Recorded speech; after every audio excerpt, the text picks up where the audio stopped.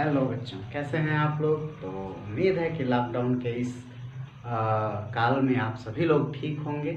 आप सभी लोगों के स्वास्थ्य की कामना करते हुए हम लोग प्रयासरत हैं कि ज़्यादा से ज़्यादा आप लोगों का लाभ हो सके। ऑनलाइन क्लासेस के थ्रू हम लोग चाहते हैं कि आपकी पढ़ाई बाधित ना हो। तो अगले क्रम में हम लोग आज पढ़ेंगे केमिस्ट्री क्लास 10th का। और क्लास 10th की केमिस्ट्री में आज हम लोग पढ़ेंगे रासायनिक अभिक्रियाओं के प्रकार। पहले दिन हमने इसका रासायनिक अभिक्रियाओं का इंट्रोडक्शन जाना था कि रासायनिक अभिक्रिया क्या होती है और क्यों होती है। ठीक है, तो मैंने बताया होगा शायद कि रासायनिक अभिक्रियाएं क्यों होती हैं बच्चों। तो रासायनिक अभिक्रियाएं स्टेबिलिटी प्राप्त करने के लिए होती हैं, स्थायित्व प्राप्त करने के लिए होती हैं। जैसे देखिए, एक सिंपल सा एग्जाम्पल समझिए। आप काम क्यों करते हैं, आपके माता पिता काम क्यों करते हैं? ताकि वो क्या हो, अच्छा मकान बनाएं, अच्छे से उसमें आराम से जीवन व्यतीत कर सकें, एक स्थायी जीवन व्यतीत कर सकें। ठीक है, उसी प्रकार से तत्व जो होते हैं वो भी अभिक्रिया करते हैं ताकि वे अस्थायित्व प्राप्त कर सकें और स्थायी होकर के अभिक्रियाशीलता को अपने खो दें। हालांकि बहुत सारी बातों पर निर्भर करता है, बहुत सारे यौगिक अभिक्रिया के उपरांत बन जाते हैं लेकिन फिर से उनकी भी क्रिया हो जाती है, तो वो कंडीशंस पर निर्भर करता है। लेकिन यही मूल मुद्दा यही है और मूल बात यही है कि कोई भी रासायनिक अभिक्रिया स्थायित्व प्राप्त करने के लिए होती है। कोई आपसे पूछे तो आप हमेशा यही बताइएगा, अभिक्रियाएं क्या क्यों होती हैं?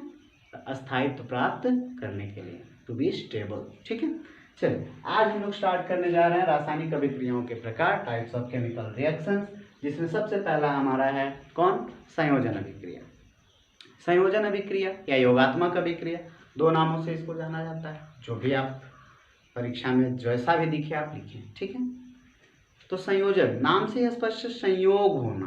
ठीक है, तो इसमें दो या दो से अधिक पदार्थों का संयोग होकर के एक नया पदार्थ बनता है। रासायनिक अभिक्रिया किसे कहते हैं? जिसमें एक या एक से अधिक पदार्थों के द्वारा एक नए गुणधर्म वाला नए पदार्थ का निर्माण होता है, उसे हम रासायनिक अभिक्रिया कहते हैं। तो यहाँ पे जो संयोजन अभिक्रिया है वो क्या होगी? तो संयोजन अभिक्रिया वह अभिक्रिया है जिसमें दो या दो से अधिक पदार्थ एक साथ मिलकर एक नए पदार्थ का निर्माण करते हैं। जैसे एग्जाम्पल देखा जाए तो मैंने आप लोगों को एग्जाम्पल दिया था Na plus Cl2, 2Na plus Cl2 change into 2NaCl, sodium chloride बना देता है। ऐसे ही देखिए, दो पदार्थ थे, सोडियम था क्लोरीन था, मिलके क्या बना लिया? Sodium chloride. ऐसे ही और भी हम देख सकते हैं, जैसे कार्बन प्लस ऑक्सीजन मिलके क्या बनाता है? Carbon dioxide. ठीक है बच्चों, हाइड्रोजन ऑक्सीजन मिलके क्या बनाता है बच्चों? जल बना लेता है। तो ये सब किसके उदाहरण हैं? संयोजन अभिक्रिया के। तो परिभाषा याद रखिए, जब दो या दो से अधिक पदार्थों के द्वारा एक नए पदार्थ का निर्माण हो, वह अभिक्रिया जिसमें दो या दो से अधिक पदार्थ एक साथ मिल करके एक नए पदार्थ का निर्माण करते हो या एक से अधिक नए पदार्थों का निर्माण करते हो, वह अभिक्रिया संयोजन अभिक्रिया कहलाती है। ठीक है, चलिए इसको मिटाते हैं। इसके बाद हम बात करते हैं संयोजन के बाद, भाई जुड़ गया, अब वियोजित कर देते हैं। तो संयोजन के बाद वियोजन अभिक्रिया, दूसरी अभिक्रिया है हमारी वियोजन अभिक्रिया। तो वियोजन अभिक्रिया किसे कहते हैं? तो वह अभिक्रिया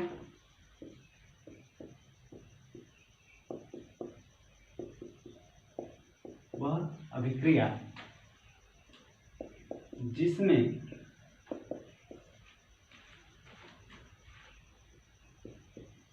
एक पदार्थ के वियोजन से अर्थात टूटने से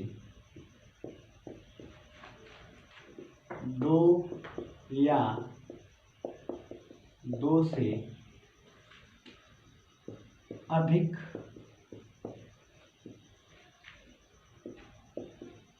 पदार्थों का निर्माण हो क्या कहलाती है? वियोजन अभिक्रिया कहलाती है। वियोजन अभिक्रिया कहलाती है। 3 प्रकार की भी हो सकती है, कई प्रकार की होती है वियोजन अभिक्रिया, जिसमें से हम लोग 3 जानते हैं। वियोजन अभिक्रिया जो होती है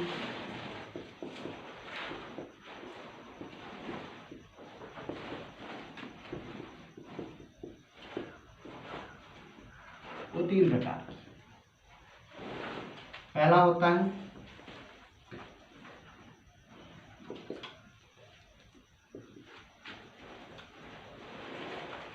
वियोजन अभिक्रिया में सबसे पहला होता है ऊष्मा द्वारा, ठीक है, या इसे हम बोलते हैं ऊष्मीय वियोजन। इसके बाद वियोजन अभिक्रिया को हम एक और नाम से जानते हैं, कौन सा? अपघटन अभिक्रिया, ठीक है, अपघटन के नाम से भी जानते हैं। तो उसमें वियोजन। इसके बाद प्रकाशिक वियोजन, और तीसरा वैद्युत वियोजन। ये 3 प्रकार के वियोजन होते हैं, ठीक है। स्क्रीनशॉट ले लीजिए इसका, इसके बाद तब इसके हम एग्जांपल्स बताते हैं। स्क्रीनशॉट ले लीजिए। चलिए बच्चों, तो देखिए वियोजन अभिक्रिया या अपघटन अभिक्रियाओं के प्रकार में हम बात करते हैं रासायनिक उनके उदाहरणों की। जैसे उसमें वियोजन, तो उसमें वियोजन कब होता है? तो जब किसी पदार्थ को हम गर्म करते हैं, ठीक है, और वह 2 या 2 से अधिक पदार्थों में टूट जाता है, तो उसे हम बोलते हैं उसमें वियोजन। जैसे लेड नाइट्रेट का विलयन, देखिए पीबी को लेड से प्रदर्शित, लेड को पीबी से प्रदर्शित करते हैं, इसे क्या बोलते हैं? लेड नाइट्रेट, ठीक है। लेड नाइट्रेट, ये नाइट्रेट है, नाइट्रेट आयन, और ये लेड है, तो लेड नाइट्रेट गर्म करने पर लेड ऑक्साइड बनाता है, ठीक है। फिर NO2 4NO2 plus O2 oxygen gas बना के निकल जाता है, ठीक है। इसके बाद तो ये हो गया उसमें वियोजन। देखिए एक पदार्थ था, गर्म किया, लेड नाइट्रेट था, गर्म किया, लेड ऑक्साइड, फिर 4NO2 और ऑक्सीजन में अलग हो गया। 3 पदार्थ बन गए ना, 1 2 3, देखें 1 पदार्थ, 2 पदार्थ, 3 पदार्थ। तो उत्पाद कितने हमको प्राप्त हो रहे हैं? 3। और विकारक कितना है? 1। गर्म किया, ऊष्मा दिया, अर्थात उसमें वियोजन। दूसरे की बात करते हैं प्रकाशिक वियोजन। प्रकाशिक वियोजन किस में होता है? तो सूर्य के प्रकाश में यह अभिक्रिया होती है। जैसे हम 2AgCl ले लें, सूर्य के प्रकाश में अगर इसको छोड़ दें, AgCl मतलब सिल्वर क्लोराइड, अगर इसको सूर्य के प्रकाश में छोड़ दिया जाए तो ये क्या करता है? सिल्वर रहेगा, ठीक है। क्लोरीन गैस बन के उड़ने लगता है, जिससे इसका कलर चेंज होने लगता है। ऐसे ही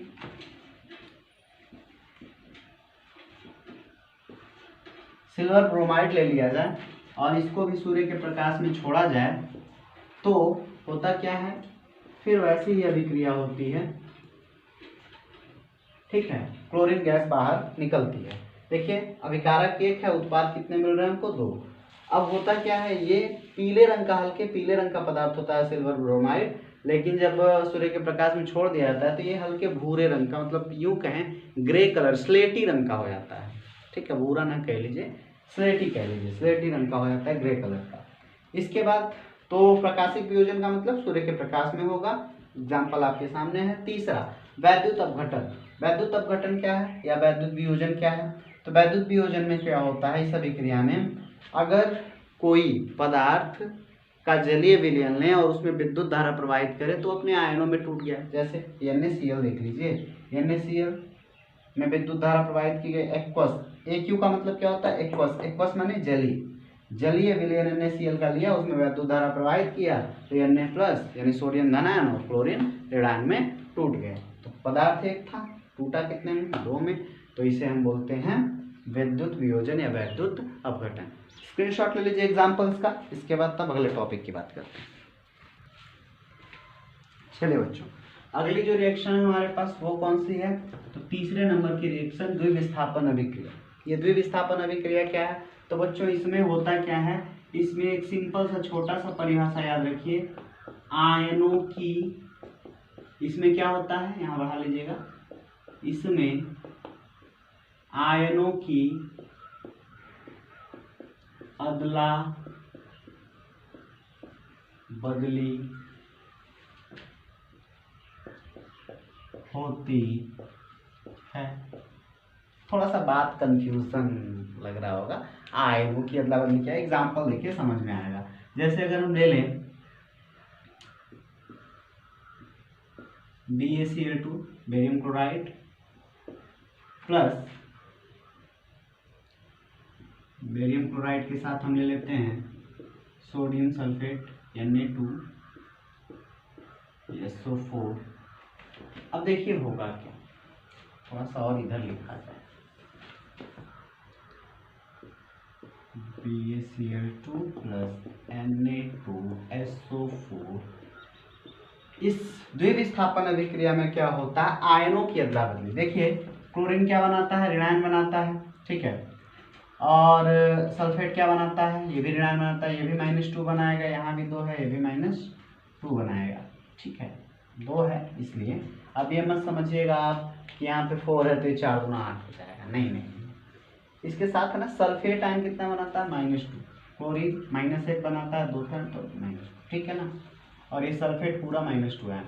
अब सोडियम भी 2 है, +2 आयन बनाएगा, बेरियम भी, जब ये -2 है तो ये भी +2 होगा। अब होगा क्या कि इसके आयनों की अदला बदली, धातु अपने अपने आयनों की अदला बदली कर लेंगे, अर्थात यह इसके प्लेस पे चला जाएगा और यह इसके प्लेस पे चला जाएगा, और कुछ इस प्रकार से बन जाएगा, Na हो जाएगा यहाँ पे NaCl प्लस सोडियम क्लोराइड बना लेगा प्लस BaSO4 बना लेगा। ये रिएक्शन आपको लग रहा होगा बैलेंस नहीं है, तो बैलेंस करने के लिए यहाँ पे 2 लगा दीजिए, देखिए हो गया बैलेंस। इक्वेशन को बैलेंस करना नेक्स्ट वीडियो में कराएंगे, जिसमें हम लोग एक एक्स्ट्रा मेथड सीखेंगे, इजी मेथड, हम लोग एक बहुत ही इजी मेथड सीखेंगे, और इजी मेथड के वो बोलते हैं हम लोग ABCD मेथड। सिर्फ आपको ABCD पढ़ाएंगे, ABCD में आप सीख जाएंगे इजी मेथड, ठीक है, रिएक्शन बैलेंस करने का। और हिट एंड ट्रायल मेथड तो सभी पढ़ाते हैं, बुक में आपके दिया भी वही विधि, हिट एंड ट्रायल मेथड, उससे भी पढ़ाया जाएगा, ठीक है, दोनों नेक्स्ट वीडियो में कराएंगे। पहले आज सिर्फ रासायनिक अभिक्रियाओं के प्रकार को खत्म करते हैं। ये हो गया, देखिए BaCl2 था, Na2SO4 था, Na2 इसके पास चला आया, 2Cl 2Na 2NaCl बन गया, प्लस BaSO4 बन गया। तो ये हो गया द्विविस्थापन अभिक्रिया, इसमें आयनों की क्या हो गई, अदला बदली, ठीक है। तो इसका स्क्रीनशॉट ले लीजिए, फिर अगले की बात करते हैं। चलो अगला देखते हैं, अगला अभिक्रिया हमारा चौथे नंबर का प्रतिस्थापन अभिक्रिया। प्रतिस्थापन अभिक्रिया में क्या होता है बच्चों, तो परिभाषा होती है इसके, लिख लीजिएगा, इस अभिक्रिया में अधिक क्रियाशील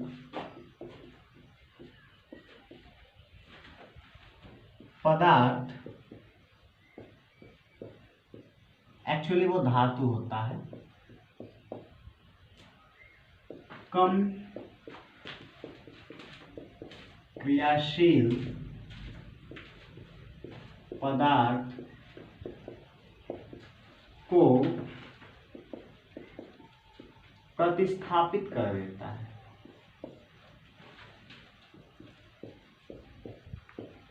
प्रतिस्थापित कर देता है, उसके विलयन में से प्रतिस्थापित कर देता है। जैसे यूं कह लें कि उसके लवण के विलयन में से प्रतिस्थापित कर देता है। जैसे एग्जांपल देखिए, कॉपर सल्फेट बहुत ही अच्छा इसका एक उदाहरण है। कॉपर सल्फेट के विलयन का अगर हम आयरन से क्रिया कराएं तो ये आयरन जो है ना ये कॉपर से ज़्यादा क्रियाशील होता है। ठीक है, आप तांबे के तार को रखिए बाहर और लोहे के तार को बाहर रखिए, देखिए कुछ दिनों के बाद लोहे के तार के ऊपर जंग लग जाएगी, कॉपर के ऊपर ज़्यादा उस पर प्रभाव नहीं पड़ेगा।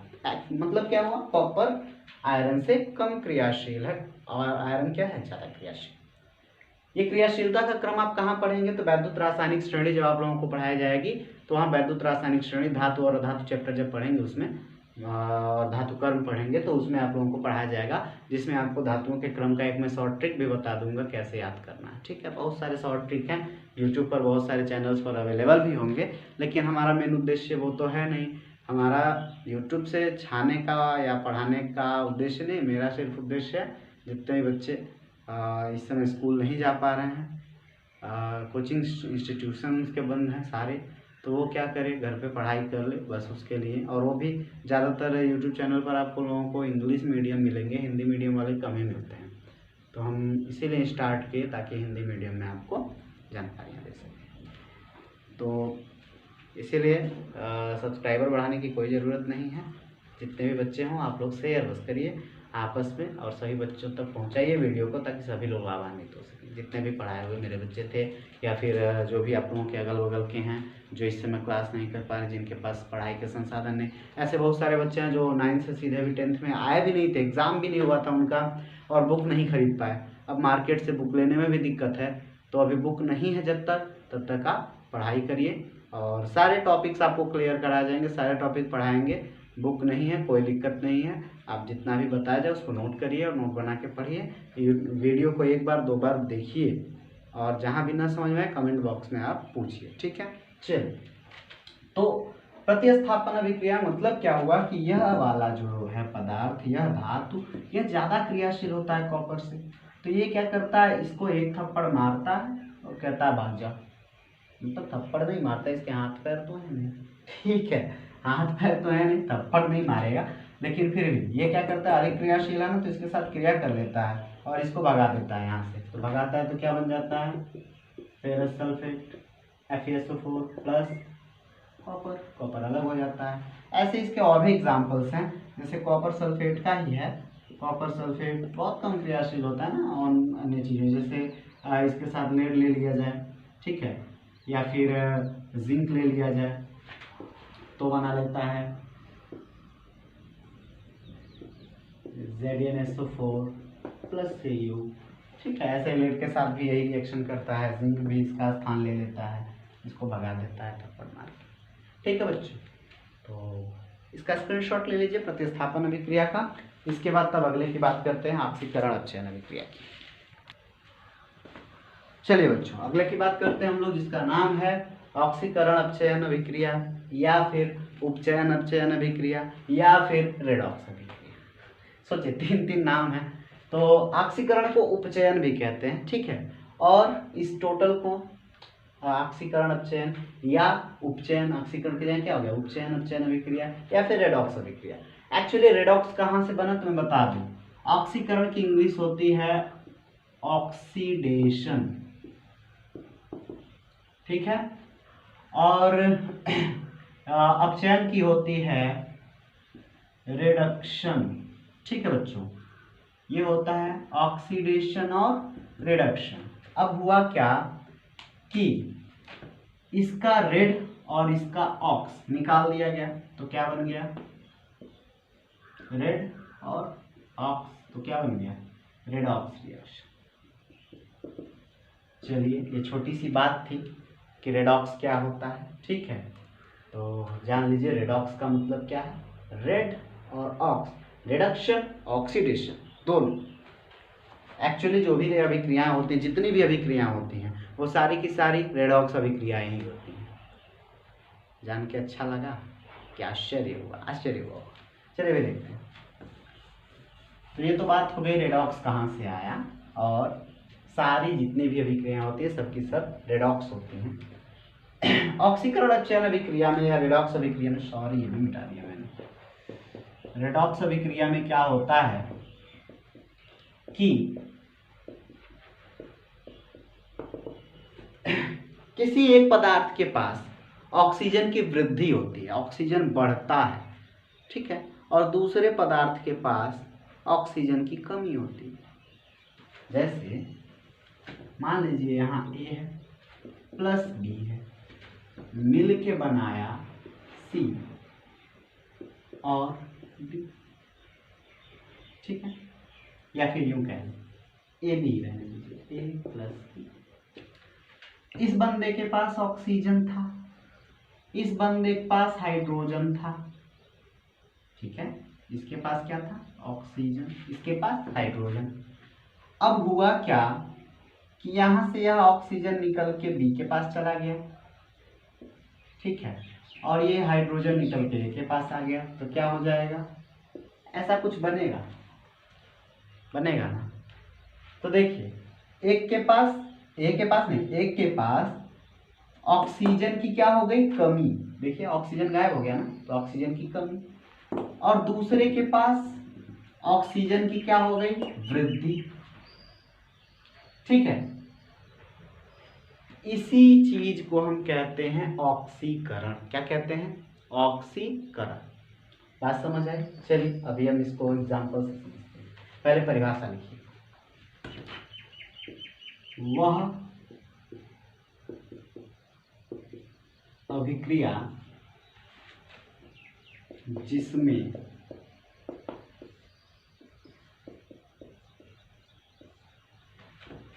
किसी पदार्थ के ऑक्सीजन, ठीक है, की, या किसी पदार्थ में लिख लीजिए, किसी पदार्थ में ऑक्सीजन की वृद्धि होती है, या फिर हाइड्रोजन की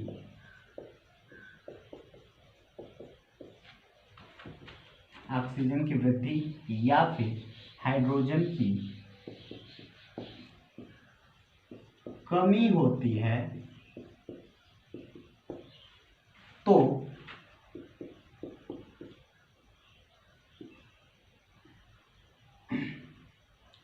होती है, क्या कहलाती है, ऑक्सीकरण अभिक्रिया कहलाती है। ऑक्सीकरण अभिक्रिया कहलाती है, ठीक है। तो वह अभिक्रिया जिसमें किसी पदार्थ में ऑक्सीजन की वृद्धि होती है या हाइड्रोजन की कमी होती है, तो ऑक्सीकरण अभिक्रिया कहलाती है। जैसे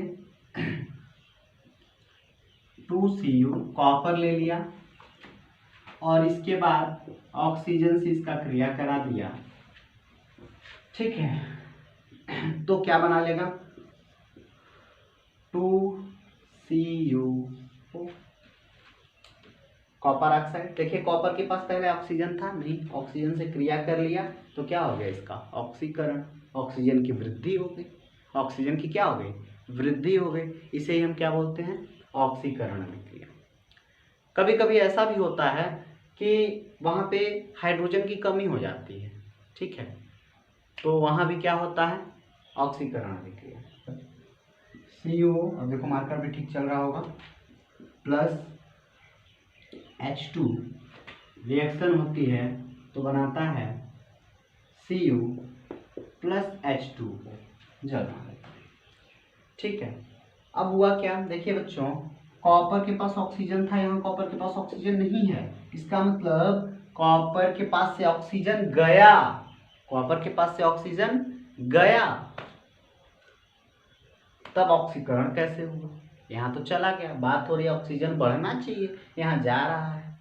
तो बच्चों जहाँ पे ऑक्सीजन की कमी हो जाए, ठीक है, यहाँ आगे बढ़ा लीजिएगा परिभाषा में, मैं लिखा दूंगा, ठीक है, जहाँ पे ऑक्सीजन की कमी हो जाए वहाँ पे हो जाता है अपचयन अभिक्रिया, ठीक है। तो बात समझिए, यहाँ से ऑक्सीजन गया लेकिन हाइड्रोजन के पास ऑक्सीजन था क्या, नहीं, यहाँ हाइड्रोजन के पास ऑक्सीजन आ गया, तो इसका हाइड्रोजन का जो है इसका हो गया ऑक्सीकरण। क्या हो गया? ऑक्सीकरण। ठीक है, हाइड्रोजन का हो गया ऑक्सीकरण। तो कॉपर का क्या हुआ? तो कॉपर के पास से ऑक्सीजन की क्या हो गई? कमी। तो कॉपर के पास से ऑक्सीजन की हो गई कमी, तो कॉपर का हो गया अपचयन। और ये याद रखिएगा बच्चों कि किसी भी रासायनिक अभिक्रिया में, यहाँ आगे बढ़ा भी दे रहे हैं, यदि ऑक्सीजन की कमी हो तो वहाँ अपचयन होता है। ऑक्सीजन की कमी हो या हाइड्रोजन की वृद्धि हो,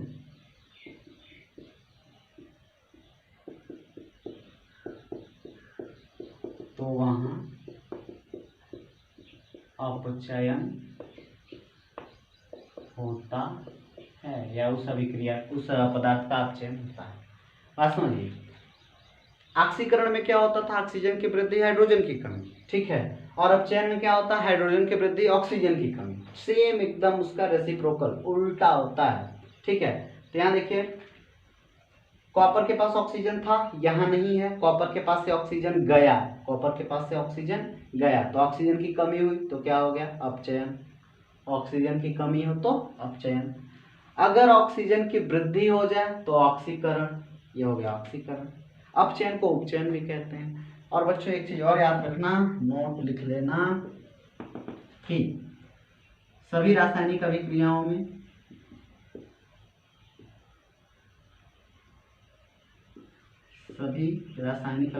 या अभिक्रियाओं में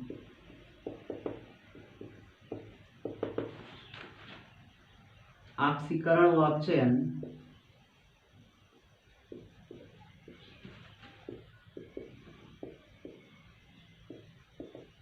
साथ होते हैं।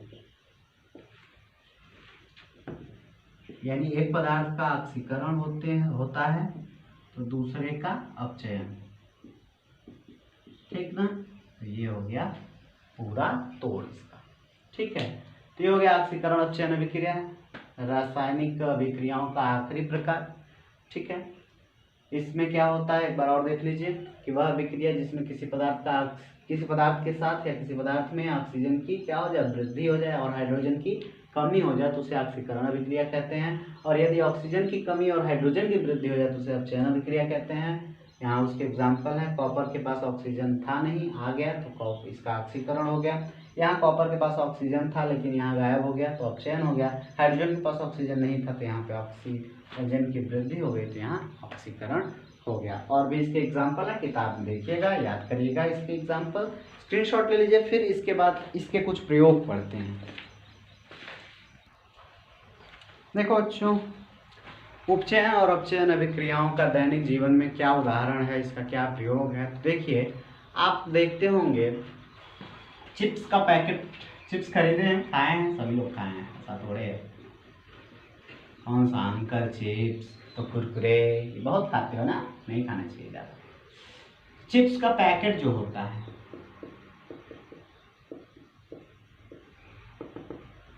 चिप्स के पैकेट के अंदर आपने देखा होगा कि गैस भरी रहती है। कई बार हमारे दिमाग में आता है, अरे इतनी सी चिप्स डाली है, इतना बड़ा सा पैकिंग में हवा भर दिया है। ये तो हवा भर के दिया है, एक्चुअली बच्चों उसमें नाइट्रोजन गैस भरी होती है।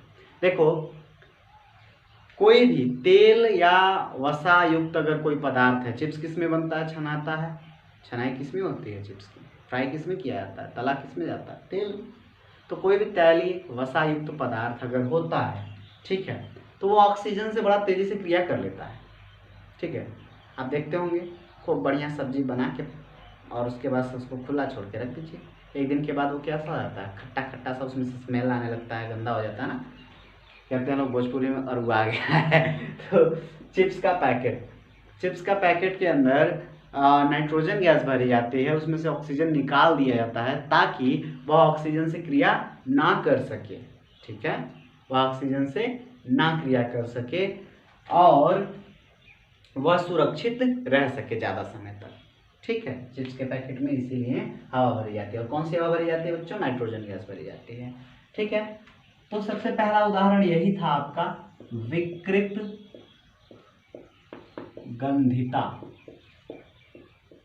विकृत गंधिता, ठीक है, इसको हम लोग एक चीज और नाम से जानते हैं, रैंसिडिटी नाम से जानते हैं। अंग्रेजी में से बोलते हैं रैंसिडिटी। एक्चुअली अम्ल बना लेता है, एसिड जैसा हो जाता है, रैंसिडिटी। विकृत गंधिता या रैंसिडिटी क्या होती है तो सुन लीजिए, लिखेंगे नहीं, बहुत लंबा लिखना पड़ रहा है। कोई भी तैलीय या वसायुक्त पदार्थ ऑक्सीजन के साथ क्रिया कर लेता है, जिसके कारण उसमें से एक विचित्र सी और बड़ी ही अप्रिय गैस आने लगती है, स्मेल आने लगती है उसमें से, जिसे हम बोलते हैं विकृत गंधिता। और ऐसे पदार्थों को बचाने के लिए, विकृत गंधिता से, ऑक्सीकरण से बचाने के लिए, ऑक्सीजन से क्रिया करता है ना, तो ऑक्सीजन से क्रिया करेगा तो उसमें ऑक्सीजन की वृद्धि हो जाएगी। इसका मतलब क्या है कि उसमें ऑक्सीजन की वृद्धि हुई तो उसका ऑक्सीकरण हो गया। तो इस ऑक्सीकरण से बचाने के लिए उसको जब पैक किया जाता है तो उसके पैकिंग के अंदर नाइट्रोजन गैस भर दी जाती है। तो ये हो गया आपका रैंसिडिटी या विकृत गंधिता। दूसरा यूज है बच्चों कोरोजन। कोरोना इस समय चल रहा है, नाम सुनते ही कोरोना आ जाता है, लेकिन नहीं, कोरोजन। या कोरोजन को हम लोग क्या कहते हैं? कोरोजन को हम लोग संक्षारण कहते हैं। संक्षारण, संक्षारण का नाम तो सुना है? नहीं सुना? लोहे की कील का उदाहरण ले लो। लोहे की कील को वायु में खुला छोड़ दो, नमी और ऑक्सीजन के साथ उसका भी ऑक्सीकरण हो जाता है, जल पाता है, जल में भी ऑक्सीजन होता है, ठीक है, और ऑक्सीजन गैस भी ले लेता है बाहर से, वायुमंडल से। अब नमी और ऑक्सीजन गैस के कारण उस पर एक लेयर बन जाती है, जिसको आप लोग जंग कहते हैं, ठीक है। तो उस पर एक जंग लग जाती है। इस चीज को धीरे धीरे जंग के कारण वह कील क्या होगी? खत्म हो जाएगी। तो लोहे से बनी हुई पदार्थों को अगर हम बाहर रख दें, खुला छोड़ दें, तो नमी और हवा में उपस्थित ऑक्सीजन से क्रिया करके उस पर एक भूरे रंग की परत बन जाती है, जिसे हम जंग कहते हैं, जिसके कारण वह लोहे से बना हुआ पदार्थ या वह लोहे से बना हुआ वस्तु धीरे धीरे गल के खत्म हो जाता है। धीरे धीरे गल के क्या होता है? खत्म हो जाता है, नष्ट हो जाता है। इस घटना को या इस क्रिया को हम बोलते हैं संक्षारण या फिर कोरोजन। इससे बचाने के लिए हम क्या करते हैं बच्चों? इससे बचाने के लिए इसकी सुरक्षा कैसे करते हैं? तो इसकी सुरक्षा हम करते हैं नाइट्रोजन गैस से, ठीक है, नाइट्रोजन गैस भर देते हैं। और इसमें इसकी सुरक्षा कैसे करते हैं? तो इसकी सुरक्षा बच्चों बहुत तरीके से की जाती है, जैसे प्लास्टिक का कवर लगा देना, बहुत सा। दूसरा, यशद लेपन कर देना। यशद लेपन कोटिंग कर दी जाती है दूसरे धातु की, ठीक है, जिंक की कोटिंग कर रहे हैं। जिंक को पिघला दिया जस्ते को, और जस्ते को पिघला के उसके बाद लोहे को उसमें डुबा दिया और निकाल दिया, जिससे उसके ऊपर एक पतली सी परत, जैसे मान लीजिए एक रॉड है हमारे पास लोहे का, और इसको एक पिघले हुए जिंक में डाल दिया तो इसके ऊपर एक पतली सी परत जम जाएगी, और ये परत इसको क्या करेगी? लोहे पर जंग लगने से, अब भाई न ये नमी के संपर्क में लोहा आएगा और न ही हवा के संपर्क में आएगा। कौन? जिंक। जिंक पर जंग लगेगा नहीं, बात करता, तो सुरक्षित हो जाएगा यशद लेपन के द्वारा। तीसरा है ऑयल लगाकर, यानी तेल या ग्रीस लगाकर। ग्रीस लगाकर देखते हैं बहुत सारे आप लोगों के घरों में यूज होने वाले मशीन वगैरह में साइकिल की चेन में ग्रीस लगा दी जाती है, जिससे जंग नहीं लगता, ठीक है। पेंट लगाकर, लोहे के दरवाजे घर पे लगे हैं या गेट लगा है तो उस पर क्या कर दी जाती है? पेंट लगा दी जाती है। तो पेंट लगाकर इस सभी घटनाओं से हम, और भी तरीके हैं, संक्षारण या कोरोजन से बचा सकते हैं। तो बच्चों आज के लिए बस इतना ही। अगले लेक्चर में इसके हम केमिस्ट्री के पहले चैप्टर के आखिरी बात पढ़ेंगे, रासायनिक समीकरणों को संतुलित करना। और बिल्कुल आप सीखेंगे, ये मेरी गारंटी है। बहुत आसान विधियाँ हैं और बिल्कुल आप सीखेंगे। तो जितना भी आज पढ़ाया गया, जितना भी आज नोट कराया गया, सारी चीज़ों को कॉपी बना के नोट कर लीजिएगा, सभी चीज़ों को याद करिएगा और वीडियो देख के उसको एक बार रिवाइज कर लीजिएगा, अच्छे से याद हो जाएगा। मुझे उम्मीद है कि आपको लिख के उसमें से पढ़ने की ज़रूरत नहीं पड़ेगी, वैसे ही याद हो जाएगा। ठीक है, थैंक यू वेरी मच। पढ़ाई करते रहिए।